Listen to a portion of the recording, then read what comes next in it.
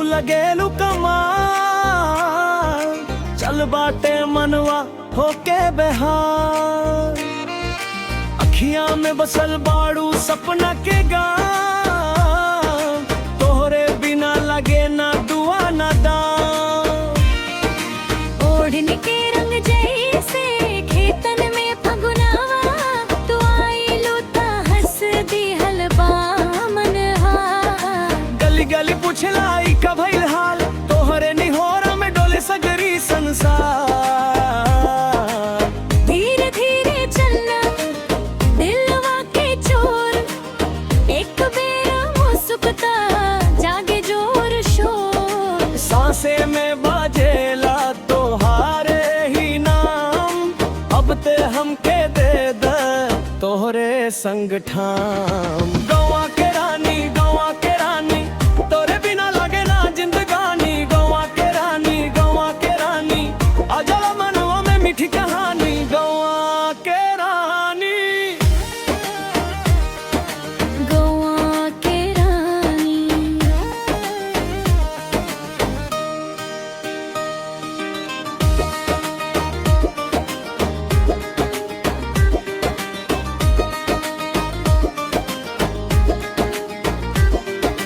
बगीचा के फुलवा जैसन तोहर चाल, देखते रह जाई भइल जाइला जला। हथवा के मेहंदी कैसे बताई, तोहरे नामे दिलवा में रंग चढ़ाई। पानी भरत बेरा पायल बोले छम छम, हमरे सपना में तू आवेली हरदम। सासे सासे महके तोहरे अजब रंग, जैसे सावन में जागे पूरन का उमंग। कह देब त हम सब कुछ हार जाई, तोहरा खिए में आपन घर पाई। एक नजर दे दो भर जाई प्यास, तोहरे लगन में हो गइल बड़े खास। गुआ के रानी, गुआ के रानी, तोरे बिना लागे ना जिंदगानी। गुआ के रानी, गुआ के रानी, अजल मनवा में मीठी कहानी। गुआ के रानी, गौआ के रानी।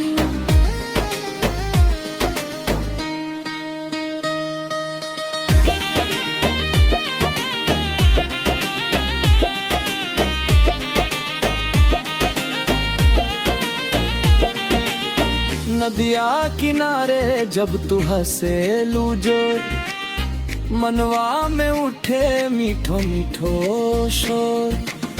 पछुआ के झोंका जैसे तोहार बार, छूटे न मनवा दिन हो तेरा। हमरा शहरिया संगत में ना लागे मन, तोहरे देहतिया रंगे में आपन धन। ये गुनाह के जब तू अंगना में आवा, सगरी उदासी के नाम मिट जा। अपना रहब हम दूर तोरे से, सोनवा के डोरी बंधल बाड़े जे। संगे संगे चलब सपना सजाई, तोहरे का जरवा में आपन नजराई। गुआ के रानी, गुआ के रानी, तोरे बिना लागे ना जिंदगानी। गुआ के रानी, गुआ के रानी, अजल मनवा में मीठी कहानी। गुआ के रानी, गौआ के रानी।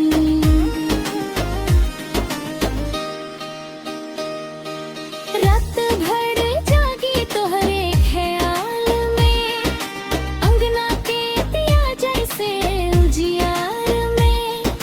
नैहर के बाटे सगरी मोहब्बत, ओरे साथे लागे साचो जन्नत।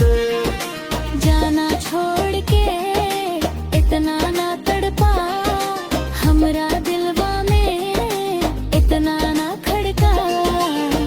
अब तो भूला ला अपना गोड़िया तले, तोरे बिना दिल। दुआ के रानी, दुआ के रानी, तोरे बिना लागे ना जिंदगानी। दुआ के रानी, दुआ के रानी, आजा मनवा में मीठी कहानी।